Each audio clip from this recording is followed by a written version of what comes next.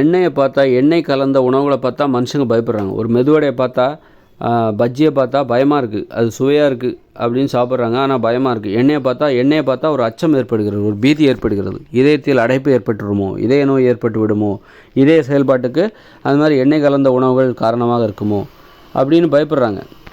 அப்போது இன்றைக்கி அதுக்கு ஒருவேளை அது நல்லெண்ணெயாக இருந்தால், கடல் எண்ணெயாக இருந்தால் மக்களுக்கு பயம் கிடையாதோ, தாராளமாக சாப்பிட்லாமா, பயம் இல்லாமல் சாப்பிட்லாமா அப்படின்னா, இந்த ரிஃபைண்ட் ஆயிலெலாம் இப்போ தானே கண்டுபிடிச்சாங்க. ஆனால் மாரடைப்பு என்பது 30 வருஷத்துக்கு முன்னாடியே இருக்குது.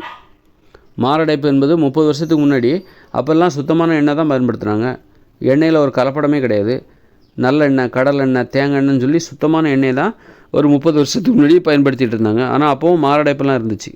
அதனால் இந்த இந்த ரிஃபைண்ட் ஆயிலெலாம் இருக்குல்ல, சுத்திகரிக்கப்பட்ட சன்ஃப்ளவர் ஆயில், இதெல்லாம் பெட்ரோலிய கழிவுகள்லேருந்து எடுக்கப்படுகிற எண்ணெய்ன்னு சொல்கிறாங்க. அந்த எண்ணெய் இன்னும் மாரடைப்பை அதிகப்படுத்தியிருக்கு. எண்ணெயை பயன்படுத்தி உணவு சமைப்பதால் ஏற்படுகிற ஆபத்துக்களை இன்னும் பல மடங்காக அதிகப்படுத்தி இருக்கிறது. அதனால் ஏற்கனவே நாம் இதயம் சார்ந்த நோய்கள் எதுவும் இல்லாமல் இருந்தோம். ஒரு 30 வருஷத்துக்கு முன்னாடி நம்ம கடல் எண்ணெய், தேங்காய் எண்ணெய், நல்லெண்ணெயெல்லாம் பயன்படுத்தணும். சுத்தமான தேங்காய் எண்ணெய், நல்லெண்ணெயை பயன்படுத்தணும். அப்போல்லாம் நமக்கு இதய நோய் இல்லை. இப்போ தான் வந்துடுச்சு அப்படின்ட்டு சொல்வதற்கு இல்லை. ஏற்கனவே கொஞ்சம் இருந்தது, அதற்கான வாய்ப்புகள் கொஞ்சம் இருந்துச்சு. இன்னும் சொல்லப்போனால் ஒரு 30 வருஷத்துக்கு முன்னாடி நிறைய சாவுகளுக்கு என்ன காரணம்னே நமக்கு தெரியாது. எதனால் அவங்க செத்தாங்க, 60 வயசில் திடீர்னால செத்துருவாங்க, மாரடைப்பில் செத்து போயிடுவாங்க. என்ன காரணம்னு நமக்கு அப்போ தெரியாது. என்ன நோய் இருக்குங்கிறதே தெரியாது. என்ன நோயின்னு தெரிலங்க. அந்தளவுக்கு தான் அந்த மருத்துவ வசதி இருந்துச்சு. ஏன்னா எதுக்காக செத்தாங்கன்னு தெரியும். இப்போ நமக்கு அந்த காரணத்தை கண்டுபிடிக்க முடியுது. இதனால தான் இவர் செத்தார்.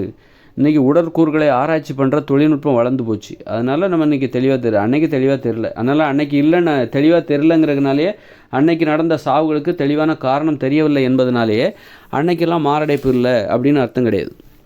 அதனால் சுகர் எப்போவுமே இருந்திருக்கலாம். அது ரொம்ப 100 வருஷமாக அதுக்கு முன்னாடி கூட இருந்திருக்கலாம். ஆனால் அதை கண்டுபிடிக்கிற வசதி, இது சுகர் அப்படின்னு கண்டுபிடிக்கிற வசதி அந்த தொழில்நுட்பத்தை தான் நம்ம கண்டுபிடிச்சோமே தவிர, ஒரு சர்க்கரை நோய் அல்லது சிறுநீரக செயலிழப்பு அல்லது இதய நோய் இதெல்லாம் எப்போவுமே இருந்திருக்கு. ஆனால் எப்போவுமே இருந்திருக்குன்னா எப்போவுமேவா மனித வாழ்க்கை ஆரம்பத்திலே இருந்தவா? அப்படி கிடையாது. எப்போ உணவில் உப்பு கலந்து சமைச்சு சாப்பிட்டாங்களோ, எப்போ தானியங்களை சாப்பிட்டாங்களோ, எப்போ மாமிசத்தை சாப்பிட்டாங்களோ, அப்போ தான் மீன், முட்டை, பால்லாம் சாப்பிட்டாங்களோ, அப்போ தான் இவங்களுக்கு நோய்கள் ஆரம்பிச்சிது. அப்போ இருந்து தான் அப்போவே இருந்தால் இவங்களுக்கு நோய்கள்லாம் வர ஆரம்பிச்சிது. அதனால் நோய்கள் எப்போ அது ஆதி காலத்தில் இருந்துருக்குன்னு நினைக்காதீங்க. எப்போ உப்பு கலந்து உணவை சமைச்சு சாப்பிட்டாங்களோ அப்போ தான் உலோகங்களை கண்டுபிடிச்சாங்க. உலோகங்கள் கண்டுபிடிச்ச உடனே எப்போ உப்பு கலந்து உணவை சமைச்சு சாப்பிட்டாங்களோ அப்போ வன்முறை உணர்ச்சி ஏற்பட்டது. பிறரை அடக்கணும், அடிமைப்படுத்தணும். ஏன்னா உப்பு கலந்து சமைச்சு சாப்பிடும்போது உடம்புல ரொம்ப வலிமை அதிகமாச்சுது, தெம்பு அதிகமாச்சுது, ஆற்றல் அதிகமாச்சுது. உடனே இவனுக்கு அடக்க முடியல. யாரையாவது அடக்கணும், அடிமைப்படுத்தணுங்கிற எண்ணம் ஏற்பட்டுச்சு. அப்போ தான் உலோகங்களை கண்டுபிடிக்கிறாங்க. ஒரு கொலைவெறி ஏற்படுது. உலோகங்களை கண்டுபிடிச்ச உடனே உலோகத்தை அடிப்படையாக கொண்ட தொழில்கள் உருவாகுது. அது வரைக்கும் உலோகங்கள் கண்டுபிடிக்கிறதுக்கு வரைக்கும் முன்னாடி கற்காலங்களில் அவங்க வெறும் உணவை தேடுகிற ஒரு வேலை மட்டும் தான் பார்த்துட்டு இருந்தாங்க. அவங்களால ஒரு மரத்தை கூட வெட்ட முடியாது. ஏன்னா உலோகங்களாலான ஆயுதங்கள், கருவிகள் எதுவும் இல்லாதனால ஒரு மரத்தை கூட வெட்ட முடியாத நிலையில் மனுஷங்க மென்மையாக தான் வாழ்ந்துட்டு இருந்தாங்க, எளிமையாக தான் வாழ்ந்துட்டு இருந்தாங்க. எப்போ இந்த உப்பு கலந்து உணவை சமைச்சு சாப்பிட்டாங்களோ அப்போ தான் இவங்களுக்கு வலிமை அதிகமாகுது. அதுவும் தானிய உணவுகளை சமைச்சு சாப்பிட்டாங்க பாருங்கள், அப்போ தான் வலிமை பன்மடங்கு அதிகமாகும்போது தான் இவங்களுக்கு யாரையாவது அடக்கணும், அடிமைப்படுத்தணும், சண்டை போடணுங்கிற எண்ணம் வருது. மென்மையை இழந்து வன்மையானவர்களாக மாறும்போது தான் சண்டை போடணுங்கிற எண்ணம் வருது. அப்போ தான் இவன் உலோகத்தை கண்டுபிடிக்கிறான்.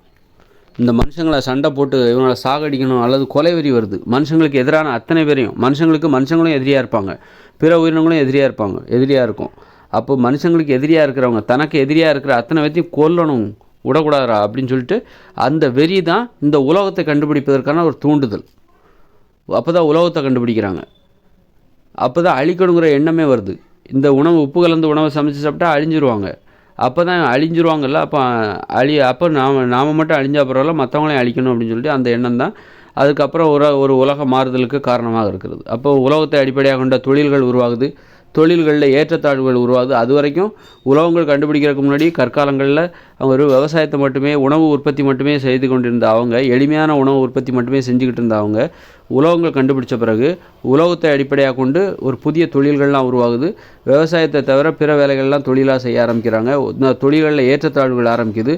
மனுஷங்களில் அந்த உயர்ந்த தொழில் பார்க்குறவங்க நல்ல தொழில் செய்கிறவங்க நல்லவங்களாகவும் உயர்ந்தவங்களாகவும், மோசமான தொழில் செய்கிறவங்க தாழ்ந்தவங்களாகவும் இழிவானவர்களாகவும் இந்த தொழில்களில் ஏற்றத்தாழ்வு ஏற்பார். அது வரைக்கும் மனுஷங்க எல்லாம் சமமானவர்கள் அப்படின்னு உலோகங்கள் கண்டுபிடிக்கப்படாத கற்காலங்களில் வாழும்பொழுது மனுஷங்க எல்லாருமே சமமாக கருதப்பட்டார்கள். எப்போ இந்த உலோகத்தை கண்டுபிடிச்சாங்களோ அப்போ தான் மனித வாழ்வில் ஏற்றத்தாழ்வுகள், மனித வாழ்வில் வன்முறைகள், சண்டைகள், சச்சரவுகள், பிரச்சனைகள், நோய்கள் எல்லாம் உருவாக ஆரம்பிக்குது. ஏன்னா இந்த உப்பு கலந்து உணவை சமைச்சு சாப்பிட்டனால தான் உலோகத்தை கண்டுபிடிக்கிறாங்க. உப்பு கலந்து உணவை சமைச்சு சாப்பிட்டாலே அவங்களுக்கு உடம்புல நோய் வர ஆரம்பிக்கும். நோய் வரும்போது தான் அந்த உடல் அழிவை நோக்கி போகுது. அழிவை நோக்கி போது தான் நாம் அழிஞ்சால் மட்டும் போகிறதில்ல, எல்லாத்தையும் அழிச்சிடணும். நாம் வாழ்வதாக இருந்தால் எல்லாரும் வாழ வேண்டும், நான் அழிவதாக இருந்தால் எல்லாரும் அழிய வேண்டும் அப்படிங்கிற அந்த சிந்தனை, அழிக்கணுங்கிற எண்ணம் அப்படி தான் உருவாகுது. வன்முறை உணர்ச்சி தான் நோய்களுக்கு காரணம். எப்போ மனித வாழ்வில் அந்த உப்பு கலந்த உணவை சமைச்சு சாப்பிட்டாங்களோ அப்போவே நோய் ஆரம்பிச்சிருச்சு. நோய் ஆரம்பிச்சோன்னா அழிவும் ஆரம்பிச்சிருச்சு. இந்த உடம்பு அழிவை நோக்கி போகுது.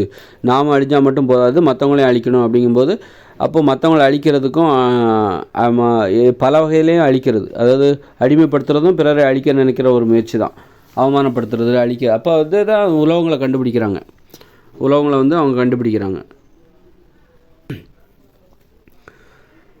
அப்போது நோய்ங்கிறது எப்போ ஆரம்பிச்சிது, நோய்களின் ஆரம்பம் எப்போ ஆரம்பிச்சிது, இந்த இயந்திர அறிவியல் உலகம் எப்போ ஆரம்பிச்சதோ அதுதான் நோய்களின் ஆரம்பம். உலகங்கள் எப்போ கண்டுபிடிச்சாங்களோ அதுதான் நோய்களின் ஆரம்பம். நோயாளி ஆனதுனால தான் இவன் உலகங்களே கண்டுபிடிக்கிறான். இவனுக்கு தனது உடல் அழிவை நோக்கி போகுது. இவன் உப்பு கலந்து உணவை சமைச்சு சாப்பிடும்போது இவன் நோயாளியாக மாறுகிறான். நோயாளி ஆகும்போது இவன் உடம்பு அழிவை நோக்கி போகும்போது அப்படிங்கும்போது அப்போது தான் மட்டும் அழிவை நோக்கி போகக்கூடாது, மற்றவங்களையும் அழிக்கணும் அப்படிங்கிற எண்ணம் அப்போ தான் உருவாகுது. அப்போ தான் இந்த உலோகத்தெல்லாம் கண்டுபிடிக்கிறாங்க. அப்போ நோய் எப்போ இருந்து ஆரம்பிக்குதுன்னா கற்காலங்களில் நோய்கள் கிடையாது. கற்காலங்களில் நோய்கள் கிடையாது. அப்போ எப்போ உலோகத்தை கண்டுபிடிச்சாங்களோ, எப்போ உப்பு கலந்து உணவை சமைச்சு சாப்பிட்ற வழக்கம் பரவலாக மனுஷங்கள்கிட்ட ஏற்பட்டதோ, எல்லாருமே எப்போ உப்பு கலந்து சமைச்சு சாப்பிட்டாங்களோ அப்போ தான் நோயும் எல்லாத்துக்கும் வர ஆரம்பிக்குது. அப்போ அதுக்கு முன்னாடி வரைக்கும் நோய்கள் கிடையாது. அப்போ கற்காலங்களில் வாழ்ந்த மக்கள் இருக்கலாம், உலோக பயன்பாடே இல்லாத காலங்களில் நோய்கள் என்பது இல்லை. அதனால் நோய் அப்போவே இருந்து நோய்கள் இருக்குது. ஆனால் இன்றைக்கி தான் கண்டுபிடிச்சிருக்காங்க. இதெல்லாம் நோய், இதெல்லாம் என்னென்ன நோய், உங்களுக்கு இந்த நோய் பாதிப்பு ஏற்பட்டிருக்கு, அதுக்கு அந்த நோய் பேர் வைக்க ஆரம்பிக்கிறாங்க. அந்த அடையாளம் கண்டு என்னென்ன பாதிப்பு அப்படிங்கிறதுக்கு இன்றைக்கி அது நோய்ங்கிறது ஆரம்பத்துலேருந்தே இருக்குது. எப்போ இந்த உலோகங்கள் கண்டுபிடிச்சாங்க பார்த்தீங்களா, நான் என்ன சொல்கிறேன்னா 3000 வருஷத்துக்கு முன்னாடி தான் உலோகத்தை கண்டுபிடிச்சாங்க அப்படின்னு நான் சொல்கிறேன். அப்போ அந்த 3000 வருஷத்துக்கு முன்னாடி இருந்து தான் இந்த நோய்களே உருவாக ஆரம்பிச்சது. அதுக்கு முன்னாடி வரைக்கும் நோய்கள் இல்லாத ஒரு வாழ்க்கையை தான் மனுஷங்க வாழ்ந்துட்டு இருந்தாங்க. மென்மையானவர்களாக இருந்தார்கள். அப்போ அது வரைக்கும் அவங்ககிட்ட நோய் இல்லை. எப்போ வன்மையானவர்களாக மாறுறாங்க அப்படின்னா உப்பு கலந்து உணவை சமைச்சு சாப்பிடும்போது அவங்க உடம்புல ஏற்பட்ட அந்த வன்மை உணர்ச்சி, அப்போ தான் வன்மையானவங்களாக மாறுறாங்க. அப்போ தான் உலோகத்தை கண்டுபிடிக்கிறாங்க. வன்மையானவர்களின் தேவை தான் உலோகங்களே தவிர மென்மையான வாழ்ந்தால் நமக்கு உலோகங்களே தேவையில்லை. மென்மையாக வாழ்வதற்கு உலோகங்கள் தேவை. உலோகங்கள் நமது வாழ்க்கையை கடினமாக மாற்றிவிட்டது. அது வரைக்கும் உலோகங்கள் கண்டுபிடிக்காத வரைக்கும் நம்ம மென்மையாக தான் வாழ்ந்துட்டு இருந்தோம். ஒரு மரத்தை கூட நம்மளால் வெட்ட முடியாது அப்படின்னு தான் நினச்சிட்டு இருந்தாங்க மக்கள். அந்த அளவுக்கு தங்களை தாங்களே மென்மையானவர்களாக நினச்சிட்டு இருந்த அந்த மக்களுக்கு நீங்கள் சாதாரண ஆள் கிடையாது அப்படின்னு எது காட்டுச்சுன்னா, நீங்கள்லாம் சாதாரண ஆளே கிடையாது, மனுஷங்கன்னா நீங்கள் உங்களால் முடியாது எதுவுமே கிடையாதுன்னு எது நிரூபிச்சுன்னா அந்த உலோக கண்டுபிடிப்பு தான். உலோகங்களை கண்டுபிடிச்சாங்க பாருங்கள். அப்போ தான் இவங்களால் மரத்தை நம்மளால் வெட்ட முடியும், மிகப்பெரிய மரங்களை கூட நம்மளால் வெட்ட முடியும் அப்படின்னு சொல்லிட்டு மிகப்பெரிய மரங்கள், அப்புறம் பிற உயிரினங்கள், சிங்கம், புலி, சிறுத்தைகள் அதெல்லாம் வேட்டையாட முடியும் அப்படின்னு சொல்லிட்டு எது நிரூபிச்சது அப்படின்னா அந்த உலோகங்கள் தான். ஒரு சிங்கம் வருதுன்னா, அப்படி பயங்கரமான சிங்கம் பயங்கரம் வருது அப்படின்னா ஒரு 4-5 பேர் கையில் ஒரு உலோகத்தால் ஆயுதங்களை வச்சுக்கிட்டு அந்த சிங்கத்தை வேட்டையாடி கொல்ல முடியும் அப்படிங்கிற அந்த நம்பிக்கை எப்போ வருது, அந்த மனுஷங்களுக்கு அந்த உலோகங்களை கையில் கல்லெல்லாம் வச்சுக்கிட்டு நீங்கள் ஒரு சிங்கத்தெல்லாம் ஒன்றும் பண்ண முடியாது, கல்லெல்லாம் வச்சுக்கிட்டு அந்த மாதிரி. அதனால் நோய் எப்போ வந்துச்சுனாக்கா அது எப்போ உலோகத்தை அப்போவே ஆரம்பிச்சிருச்சு. இன்றைக்கி நம்ம என்னென்ன நோயின்னு கண்டுபிடிச்சிருக்கோம். அன்றைக்கெல்லாம் செத்துருப்பாங்க, நிறைய பேர் செத்துக்கிட்டே இருப்பாங்க. எதுக்காக சாவுறாங்கன்னு தெரியாது, எதுக்காக என்ன காரணத்தினால சாவுறாங்க. திடீர்னு 40 வயசில் செத்துருவாங்க, 35 வயசில் செத்துருவாங்க, 15 வயசில் செத்துருவாங்க. நிறைய சாவு வந்துக்கிட்டே இருக்கும். ஆனால் 10-15 பிள்ளைகளை பெற்றுப்பாங்க. ஆனால் சாவு ஏகப்பட்ட சாவு ஏகப்பட்ட சாவு வந்துச்சு. ஆனால் 2 பிள்ளைகள் தான் பெற்றுப்பாங்க. 2 பிள்ளைகள் தான் மிச்சம் இருக்கும். 15 பிள்ளைகளை பெற்றுப்பாங்களா, 13 பிள்ளைகள் செத்துருவாங்க. 2 பிள்ளைகள் தான் மிச்சம் இருக்கும். 2-3 பிள்ளைகள் தான் தப்பும். எங்கள் வீட்டில் நான் தாங்க பொழைச்சேன் அப்படின்னு சொல்லுவாங்க. அந்த அளவுக்கு. அதனால தான் மக்கள் தொகை கூட குறைவாக இருந்துச்சு. அந்த மாதிரி ஒரு வாழ்க்கை வாழ்ந்தாங்க. அதனால் அன்றைக்கி காரணம் தெரியல. இன்றைக்கி நமக்கு காரணம் தெரிஞ்சிருச்சு. நோய்களை தடுக்கிற தடுப்பூசிகளை நம்ம கண்டுபிடிச்சிட்டோம், மருந்து மாத்திரைகளை கண்டுபிடிச்சிட்டோம். அதனால் நம்ம இன்றைக்கி நமக்கு என்ன நோயின்னு நமக்கு தெரிய வருது. அன்றைக்கி நோய்கள் என்பது இப்போ மட்டுமே வந்ததில்லை. அப்போ ஒரு சக்கரை நோய்ங்கிறது ஒரு 3000 வருஷத்துக்கு முன்னாடி கூட இருந்திருக்கலாம். 2000 3000 வருஷத்துலேயே சர்க்கரை நோய் இருந்திருக்கு. சர்க்கரை நோய், புற்றுநோய், ஆஸ்மா, வீசிங் எல்லா நோயும் அப்போவே வந்துருச்சு. இப்போ தான் நமக்கு அதை கண்டுபிடிக்கிறோம். அதுக்கான மருந்துகளை மருந்துகளை கூட அன்றைக்கி கண்டுபிடிச்சிருப்பாங்க. அன்றைக்கி முழுமையாக கண்டுபிடிச்சிருந்துருக்க மாட்டாங்க. இருந்தாலும் இன்றைக்கி தெளிவாக கண்டுபிடிச்சிருக்காங்க. அதனால் நோய் எப்போவுமே இருக்குது. எப்போவுமே இருக்குதுன்னா எப்போ உலோகங்கள்லாம் கண்டுபிடிச்சாங்களோ அப்போ நோய்கள்லாம் இருக்குது. அப்போ தான் இந்த எண்ணெயெல்லாம் உற்பத்தி பண்ணுறாங்க. உலோகங்களுடைய உதவி இல்லாமல் நம்ம எண்ணெயெல்லாம் உற்பத்தி பண்ணவே முடியாது. ஒரு நல்லெண்ணெயும் சரி, கடலெண்ணெயும் சரி, இதை உற்பத்தி பண்ணணுன்னா உங்களுக்கு கண்டிப்பாக உலோக உதவி தேவை. உலோகங்களாலான இப்போ உரல் ஒரு கல்லை வெட்டி எடுக்கிறதுக்கு உலோகத்தாலான உளி தேவை, சுத்தியல் தேவை. அப்போ தான் உங்களால் அப்போ உலோகங்கள் கண்டுபிடிக்கப்பட்ட பிறகு தான் ஆட்டு உரல் இதெல்லாம் தயாரித்தாங்க. அப்புறம் செக்கு இந்த இயந்திரம் அதெல்லாம் எப்போ உலோகத்தை வச்சு தான் கண்டுபிடிக்கிறாங்க. உலோகத்தால் ஒளியை வச்சு தான் மரத்தை வெட்டி அதுக்கு தகுந்த மாதிரி செஞ்சு அவங்க உலோகத்தை கண்டுபிடிக்கிறாங்க. அப்போ எண்ணெயெல்லாம் எப்போ கண்டுபிடிச்சிருப்பாங்க அப்படின்னா, கற்காலங்களில் எண்ணெய் பயன்பாடு என்பது கிடையாது. எப்போ உலோகங்கள் கண்டுபிடிக்கப்படாத அந்த கற்காலத்தில் ஒரு 3000 வருஷத்துக்கு முன்னாடி அப்போல்லாம் எண்ணெய் பயன்பாடு என்பது இல்லை. அன்றைக்கெல்லாம் நோய்களே இருந்திருக்காது. எப்போ உலோகத்தை கண்டுபிடிக்கிறாங்களோ, எப்போ உப்பு கலந்த உணவை சமைச்சு சாப்பிட்றாங்க அப்போ தான் உலோகத்தை எப்போ உலோகத்தை கண்டுபிடிக்கிறாங்களோ அப்போ தான் இந்த எண்ணெய் பயன்பாடுலாம் மனித வாழ்க்கையில் உள்ள நுழையுது. இந்த தானிய உணவுகள், அப்புறம் எண்ணெயை எடுத்து அதை சமைச்சு சாப்பிட்றது, இந்த மாதிரி எண்ணெய் பயன்பாடு என்பது அதன் பிறகு தான் வருது. அப்போவே இந்த இதய நோய் எல்லாமே வந்துருச்சு. எல்லா நோய்களும் அப்போவே உருவாகும். எப்போ உலோகத்தை கண்டுபிடிக்க ஆரம்பிச்சிட்டாங்களோ எப்போ உப்பு கலந்து உணவை சமைச்சா அப்போவே நோய்கள் ஆரம்பிச்சிருச்சு. அப்போவே எண்ணெய் பயன்பாடு இருக்குது. அப்போவே இதய நோயும் ஆரம்பிச்சு. இதய நோய் எண்ணெய் சார்ந்த எண்ணெய் வெறும் இதய நோய் மட்டும் தான் உருவாக்கும் அப்படிங்கல. இன்னும் எல்லா நோய்களுக்கும் இந்த எண்ணெயும் ஒரு காரணமாக இருக்கும். அதனால் எண்ணெய் என்பது ஒரு தீய உணவு தான், தவிர்க்க வேண்டிய ஒரு உணவு. அதை நம்ம அலட்சியமாக எடுத்துடக்கூடாது. கண்டிப்பாக அது ஒரு கெடுதலை ஏற்படுத்தும். இந்த தாளிக்கிறது, வடை சுட்டு சாப்பிட்றது, அதுக்குள்ளே அவ்வளோ எண்ணெய்கள்லாம் இருக்கும்.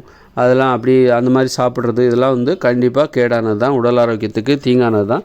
தற்சார்பு வாழ்க்கை முறையில் எண்ணெய் என்பது இருக்க வாய்ப்பே கிடையாது. ஏன்னா இன்றைக்கி உங்களுக்கு எண்ணெய் வேணும்னா நல்லெண்ணெய் வேணும், கடலை எண்ணெய் வேணும்னா அதுக்கு ஒரு மிஷின் தேவை. நீங்களே உங்களால் பிறருடைய உதவி இல்லாமல் ஒரு எண்ணெயை தயாரிக்க முடியுமா? உங்களால் முடியாதுன்னா கண்டிப்பாக எண்ணெய் என்பது மனித வாழ்க்கையோடு இணையவே முடியாது. இடையிலே போயிடும். நீங்கள் பிறருடைய உதவி இல்லாமல் உங்களால் எதை சாதிக்க முடியுமோ அதுதான் உங்கள் மனித வாழ்வில் இடம்பெறும். பிறருடைய உதவியோட பிறர்கிட்ட போய் வாங்கிக்கிட்டு இப்போ எண்ணெயை நீ உனக்கு தேவையான எண்ணெயை நீயே உற்பத்தி பண்ண முடியுமா? உனக்கு தேவையான உணவை உன்னால் உற்பத்தி பண்ண முடியும். உனக்கு தேவையான ஒரு குடிசை உன்னால் கட்ட முடியும். உனக்கு தேவையான எண்ணெயை உன்னால் உற்பத்தி பண்ண முடியுமா? உனக்கு தேவையான நல்லெண்ணெயை, உனக்கு தேவையான கடலெண்ணெயை, உனக்கு தேவையான தேங்காய் உன்னால் உற்பத்தி பண்ண முடியும் அப்படின்னா அது அப்படி எதை உன்னால் பண்ண முடியுதோ அதுதான் உன் வாழ்க்கையில் இடம்பெறும், நிலச்சி நிற்குமே தவிர, மனித வாழ்க்கையில் நிலச்சி நிற்குமே தவிர. இல்லை இது ஒரு எண்ணெயை தயாரிக்கணும்னா அது சாதாரண வேலை கிடையாது. அதுக்கு பெரிய முயற்சி தேவை, பெரிய இயந்திரங்கள் தேவை. அப்போ தான் ஒரு எண்ணெயை தயாரிக்க முடியும். அப்படின்னா கண்டிப்பாக அது மனித வாழ்க்கையில் நிரந்தரமாக இடம் பிடிக்காது. அதுக்கு பெரிய தொழில்நுட்ப வசதி தேவை. அப்போ தான் ஒரு நல்லெண்ணெயை எடுக்க முடியும், ஒரு கடலெண்ணெயை எடுக்க முடியும், கடலையிலேருந்து எண்ணெயை பிரித்து எடுக்க முடியும். அப்படின்னா கண்டிப்பாக அந்த எண்ணெய் என்பது அப்போ அந்த இது மனித வாழ்க்கையோடு இணையாது. அது நிலையானது கிடையாது, நிரந்தரமானது கிடையாது. தற்சார்பு வாழ்க்கை முறை, உன்னுடைய தேவைகளை நீயே பூர்த்தி பண்ணிக்கிற அந்த தற்சார்பு வாழ்க்கை முறையில் உனக்கு தேவையான தேங்காய்யோ நல்லெண்ணெயோ உன்னால் உற்பத்தி பண்ண முடியுமா? முடியாதுன்னா கண்டிப்பாக எண்ணெய் என்பது மனித வாழ்க்கையில் நிரந்தர இடம் பிடிக்காது என்பது தெரியும். அது நோய்கள். அதனால் எண்ணெயை பார்த்தா பயம் வருது மக்கள். கண்டிப்பாக அது மக்களை அச்சுறுத்துகிறது. எண்ணெய் என்பது எப்படி ஒரு வெள்ளைச்சீனியை பார்த்தா மக்கள் பயப்படுறாங்களோ, ஒரு மைதா மாவை பார்த்தா மக்கள் பயப்படுறாங்களோ, அதே மாதிரி சோறை பார்த்தாலும் மக்கள் பயப்படுறாங்க. சோத்தை சாப்பிட்டா என்ன ஆகும்? ஆசைப்பட்டு சோறை சாப்பிட்டு அப்புறம் தலை சுற்றிட்டு இருக்கும்போது ஒரு மாத்திரையை போட்டு சரி பண்ணிக்கிறாங்க, அன்னன்னைக்கு சரி பண்ணிக்கிறாங்க. அப்போ அது மாதிரி எண்ணெயை பார்த்தாலும் பயப்படுறாங்க. எண்ணெய் இருக்கா இதில்? ஒரு வடையை பார்த்தா பயப்படுறாங்க, ஒரு பஜ்ஜியை பார்த்தா பயப்படுறாங்க, ஒரு மெதுவடையை பார்த்தா பயப்படுறாங்க. காரணம் என்னென்னா அதில் எண்ணெய் சேர்ந்துருக்கு, அவ்வளோ எண்ணெய் சேர்ந்துருக்கு. அது உடம்புக்குள்ளே போய் என்ன பாதிப்பை ஏற்படுத்துமோ அப்படின்னு சொல்லி, எங்கள் இதயத்தில் அடைப்பை ஏற்படுத்துகிறோமோ, இதயத்துலேயும் ஏதாவது ஒரு பாதிப்பு, ரத்த குழாயில் ஏதாவது அடைப்பு ஏற்பட்டுருமோ அப்படின்னு அதை பார்த்து பயப்படுறாங்க. அதனால் எண்ணெய் என்பது மனித உணவு கிடையாது, மனித உணவுகளில் எண்ணெய்க்கு இடம் கிடையாது அப்படின்னு நம்ம இறுதியான ஒரு முடிவுக்கு விடலாம். எளிதாகவும் இறுதியாகவும் ஒரு முடிவுக்கு நாம் விடலாம்.